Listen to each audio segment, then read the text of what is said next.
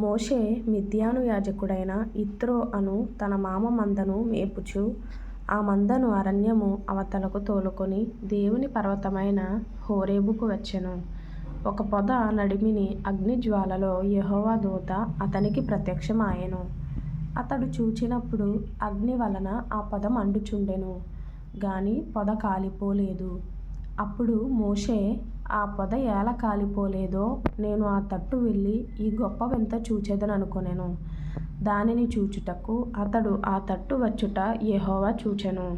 దేవుడు ఆ పొద నడుమ నుండి మోషే, మోషే అని అతనిని పిలిచెను. అందుకతడు చిత్తము ప్రభువా అనెను. అందుకాయన దగ్గరకు రావద్దు, నీ పాదముల నుండి నీ చెప్పులు విడువుము, నీవు నిలిచియున్న స్థలము పరిశుద్ధ ప్రదేశము అనెను. మరియు ఆయన, నేను నీ తండ్రి దేవుడను, అబ్రహాము దేవుడను, ఇస్సాకు దేవుడను, యాకోబు దేవుడను అని చెప్పగా మోషే తన ముఖమును కప్పుకొని దేవుని వైపు చూడ వెరచెను. మరియు యెహోవా ఇట్లనెను, నేను ఐగుప్తులోనున్న నా ప్రజల బాధను నిశ్చయముగా చూచితిని. పనులలో తమ్మును కష్టపెట్టు వారిని బట్టి వారు పెట్టిన మొరను వింటిని.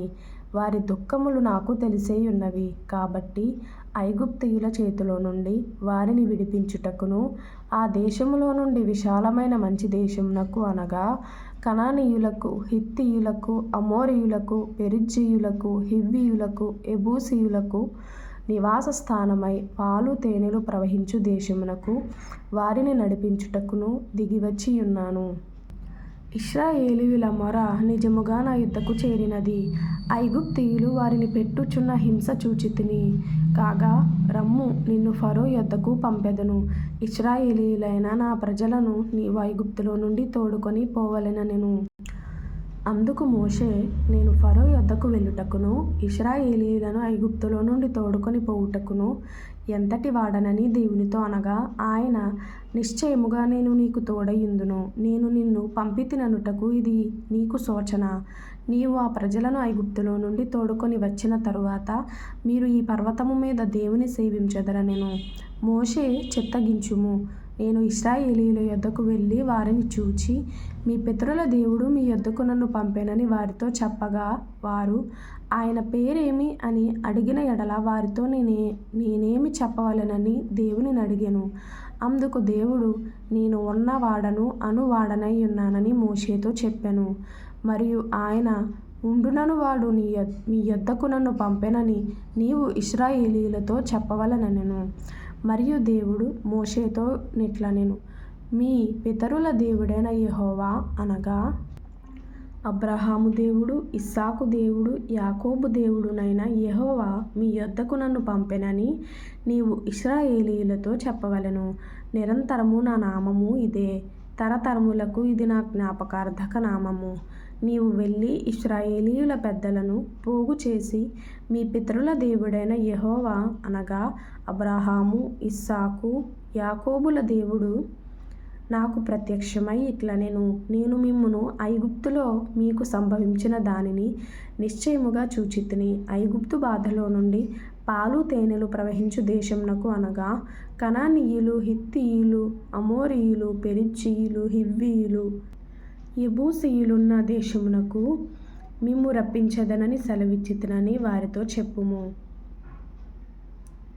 వారు నీ మాట విందురు గనుక నీవును ఇశ్రాయేలీయుల పెద్దలును ఐగుప్తు రాజునొద్దకు వెళ్ళి అతని చూచి, హెబ్రీయుల దేవుడైన యెహోవా మాకు ప్రత్యక్షమాయెను గనుక మేము అరణ్యమునకు 3 దినముల ప్రయాణమంత దూరము పోయి మా దేవుడైన యెహోవాకు బలిని సమర్పించుదుము సెలవిమ్మని అతనితో చెప్పవలెను. ఐగుప్తు రాజు మహాబలముతో మీ మీదికి వచ్చి మిమ్ము పోనీయడని నేనెరుగుదును.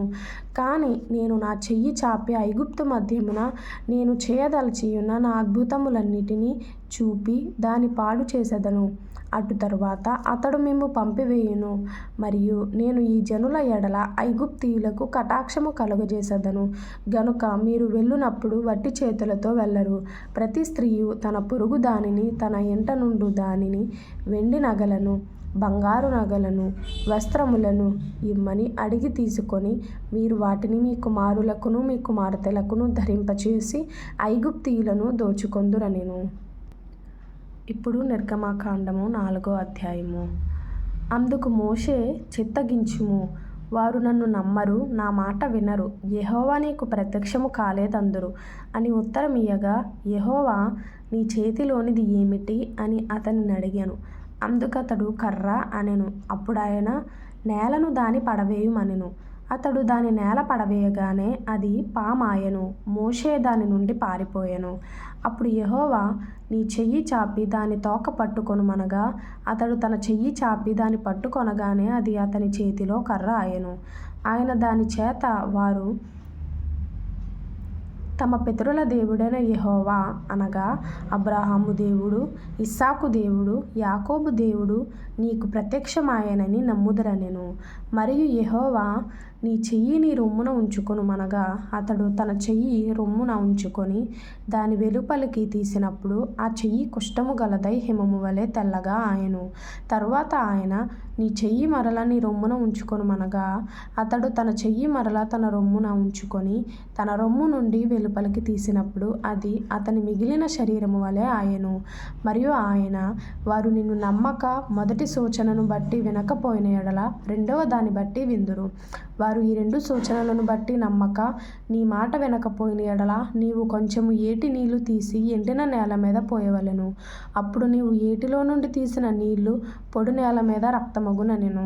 అప్పుడు మోషే, ప్రభువా, ఇంతకు మునుపైనను నీవు నీ దాసునితో మాటలాడినప్పటి నుండి అయినను నేను మాట నేర్పరిని కాను.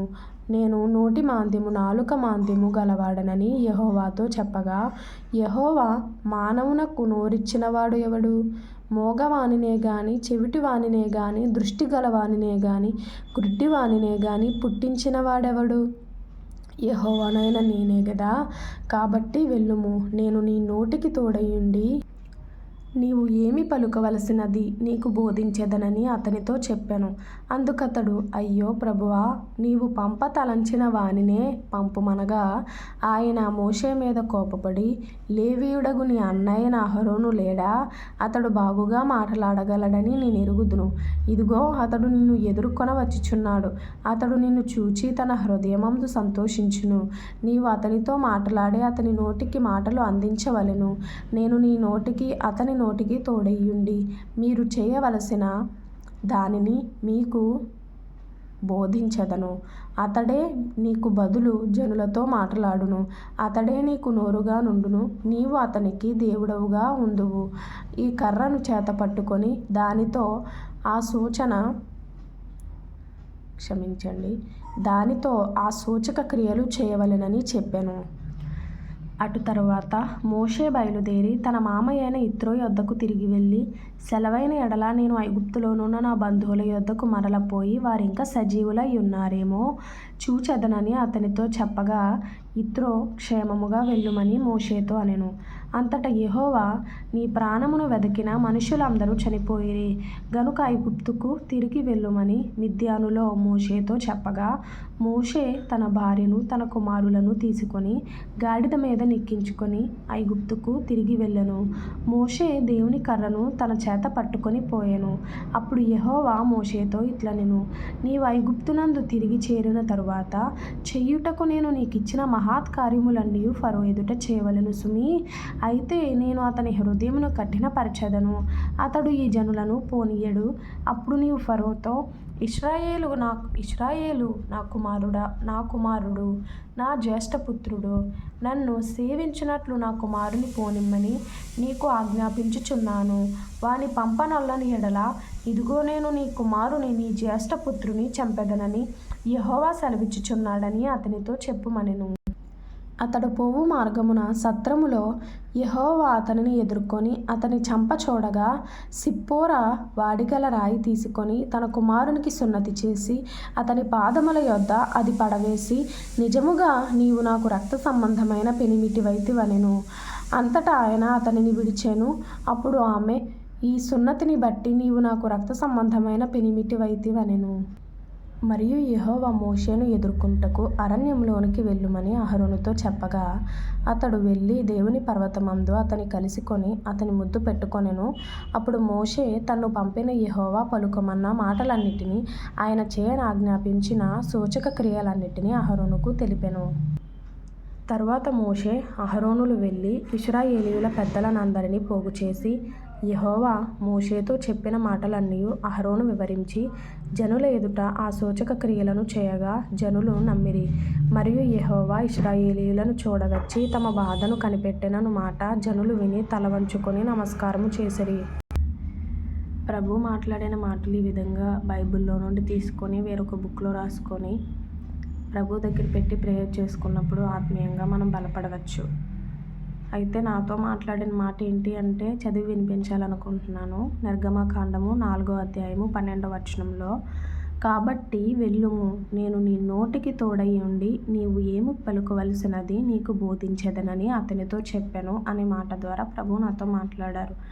ఇదే మాట కూడా మీతో మాట్లాడాలని లేదు. మీరు కూడా వాక్యం చదివితే ప్రత్యేకంగా ప్రభు మీతో మాట్లాడతారు. మీరు ఏదైతే ప్రేయర్ చేసుకుంటారో, ప్రార్థన చేసుకుంటారో దానికి సంబంధించి కూడా ప్రభు మాట్లాడవచ్చు. కాబట్టి మీరు ప్రత్యేకంగా ఏకాంతంగా ప్రభుతో గడపడానికి ప్రయత్నం చేయండి. ప్రతిరోజు వాక్యం చదవడానికి, ప్రతిరోజు ప్రార్థన చేసుకోవడానికి సమయాన్ని కేటాయించండి. ఆత్మీయంగా బలపడడానికి ఈ మంచి సూచనలు పాటించవలసిందిగా కోరుకుంటున్నాను. అందరికీ వందనాలు. దేవుడు మిమ్మల్ని దీవించునుగాక. ఆమేన్.